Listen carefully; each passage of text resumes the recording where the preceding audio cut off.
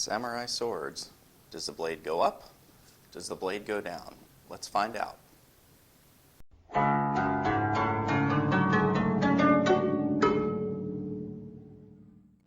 Blade up, blade down. Which one is right? Is it always blade up? No. Is it always blade down? No. Is it always blade up in a kimono or civilian garb and blade down in armor? Also no. Is it always blade up for a katana and blade down for a tachi? Also no. The answer is, it depends. I'm going to cover some of the different situations and whether it would be blade up or blade down most often. So a quick little bit of background on the katana and the tachi. They overlapped for hundreds of years. The tachi came out first and the katana came out later. During the time of the tachi, there was a sword called an Uchigatana, which was very similar to a katana. I'll cover that at the very end, but for now we're going to focus on a katana and a tachi as the two things we're going to draw comparisons between. Now, generally speaking, did the blade go up or down? That depends on where the actual signature is inside of the handle. The smith would sign the handle on one side, and that side was always meant to face out when the sword was worn. Katana were generally worn with the blade up, and tachi with the blade down. So what does that mean for signatures? It means for a katana with the blade up, you'll see the signature on the outside here. If you were to hold the sword straight up in front of you, the signature is on the left of the handle. Now let's look at a tachi. A tachi would be worn with the blade down, generally. Now where would that signature be? Right here on the outside. Now let's hold the sword up in front of us. Where does that end up? It ends up on the right side. So one of the ways of telling if a sword was originally most likely a tachi or katana is what side of the blade was signed. That also tells you what it was originally envisioned to be worn as, blade up or blade down. Now, why katanas and tachi? Why did they evolve as such? The tachi was the generally preferred weapon in the earlier days of the samurai. This changed around the time of the Mongol invasion as they realized it was a little bit more difficult to fight the Mongols with their particular type of armor rather than samurai armor. The tachi had a tendency to take damage and were harder to repair.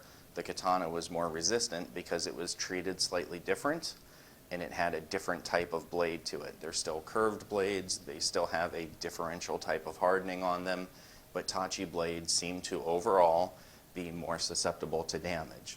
That was part of it, and the other part was as samurai transitioned from mounted archery as they began, where the tachi was great as it hung down at their side with the blade down, was easier to draw from horseback, like this. That was perfectly fine because they're on horseback, they're not standing toe-to-toe and trying to draw and strike at a single time as the katana would eventually become famous for. The tachi was simply a great horseback weapon. It also had a longer blade and generally a slightly shorter handle because it was often assumed it would be used one-handed on horseback, whereas the katana could be wielded with either one hand or two hands. Now, as I said, we'll cover a few of the variances. Generally, a tachi was worn with the blade down. So in what circumstances would a tachi be worn with the blade up? Well, samurai swords were reused and modified throughout the generations and the centuries. You can have a sword that began life as a tachi that would later be converted to use katana-style fittings and a katana-style scabbard. They still kept the same blade, and they would sometimes slightly reprofile it or simply change out the hardware and the fittings to it. That meant that you could have a katana that seems to be signed on the wrong side, generally because it began life as a tachi. Now, did smiths sign on the other side sometimes? Sure. There wasn't some universal rule that said you always have to sign on this side, but we're speaking as a most often. So in that case, you would actually have a tachi blade that's upright once it's in katana hardware, because that's how it's expected to be worn. Now, for the katana, we actually have a similar situation. You can have a katana, which note has a single point here, which would be put through the belt and then tied off. The tachi that we saw earlier has 2 points of suspension to let it be slung over the hip like this. And there are some drawings in the Tanki or Yaku Hikoben that show a katana with a specific set around it here. And I'm going to put that picture up here. And with that, you can actually have a katana as such, worn with the blade down in the style of a tachi. So this is actually a katana with the blade down. We've seen you can have katana, blade down, tachi, blade up. So there's no standard of it was always this or always that. Now with the tachi hanging from the belt, slung down at the side like this, I personally find that to be more comfortable with armor. There is artwork that shows samurai that had katana thrust through their belt with the blade up in armor. I find that to feel just a little bit more weird, particularly with the solid armor and the way that it, pushes the scabbard around a little. It simply feels more natural to me to have the sword detached a little bit and hanging at my hip rather than attached to it. And part of that may be because I spent a couple decades with Western style armor and swords that are always suspended from a belt, generally with a 2-point suspension just like this. I'm going to unroll this so we can see how it would actually be tied off. And this is how the tachi suspends with 2 points. The cord here is simply tied around the waist, much like you would see on a Western sword that has an attached sword belt with it. So when do we see the tachi start to phase out and be replaced by the katana that we see as the standard samurai weapon in most people's stereotypes? Well, a little bit before Sekigahara. Tachi were made almost all the way up until 1600. Then the katana took over. And after Sekigahara, the samurai became a little bit more of a political class than a warrior class. Now sure, they still fought, but a lot more of their business was conducted in a political manner. They started to go around with civilian clothing rather than armor, and they simply transitioned to more of a peaceful role after the unification of Japan. One thing to notice with the katana and the tachi, in my examples, they're about the same length and about the same curvature.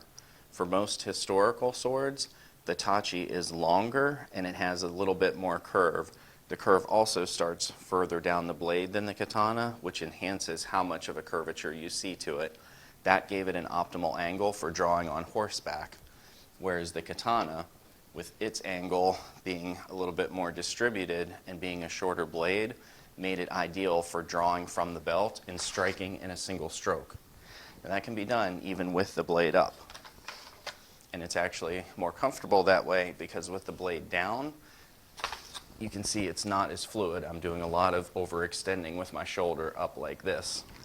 It works, but it's not as efficient. Now, along with the katana, the samurai would carry their wakizashi. This was known as the Daisho, or the big little.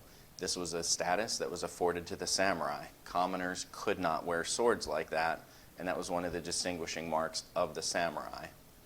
However, back during the Tachi period, they still had what they called the Daisho. Daisho does not mean katana and wakizashi, it means big little. Back then, that would have been the Tachi and either an Uchigatana or perhaps a Tanto. Still a long and a short, which still satisfies the word Daisho. Now, while we're talking about words, katana generally means sword. In modern day context, we all assume that it is a samurai sword of this particular type. Now, if we look at the origin of the word katana, it comes from the kanji kata, which is one side, and na, which is edge. One side edge, a sword with one edge. This comes from the Nihon Shoki. Now, how about the kanji for tachi? Well, let's take a look at that. What this actually means is big katana, or big sword, because the tachi was generally a sword bigger than a katana. So we get big sword, which becomes tachi. I don't understand how, because I don't speak Japanese, but that's how it reads out. And one more kanji, just for fun, because I like them. Here's my nodachi. The kanji for nodachi, great big sword. At the end of the day, the katana or the tachi were not a samurai's primary weapon. In the days of the Tachi, it was generally the longbow while they were mounted. Once they were on foot, the katana was still not their primary weapon. They would have perhaps had a naginata, a yari, a kanabo, some other weapon. The katana would be a sidearm. Now, if you break, lose, or your main weapon is disabled in some way, you would go to your sidearm, and in that case, it would be useful to be able to draw and strike in a single stroke. But since this is a battlefield and not a duel, you may not even be in a situation where you need the sword immediately as soon as your other weapon breaks. You have people that are helping cover you, but you also have multiple people that might be attacking you. That's a whole other world of tactics and things to discuss. So which sword is better, the katana or the tachi?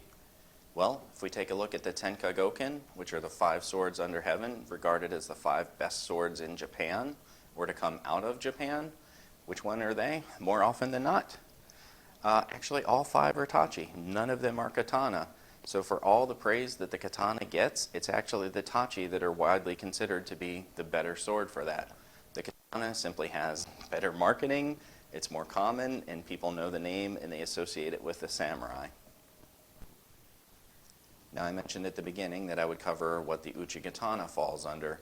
The Uchigatana and the Wakizashi generally fall under the same as the katana, that is, blade up in normal orientation most of the time. The Kodachi, on the other hand, generally follows how the Tachi is, that is, blade down most of the time. Tachi versus katana, which one is your favorite? Let me know in the comments below. Thanks for watching. Hit that like and subscribe button, and I'll see you in the next video.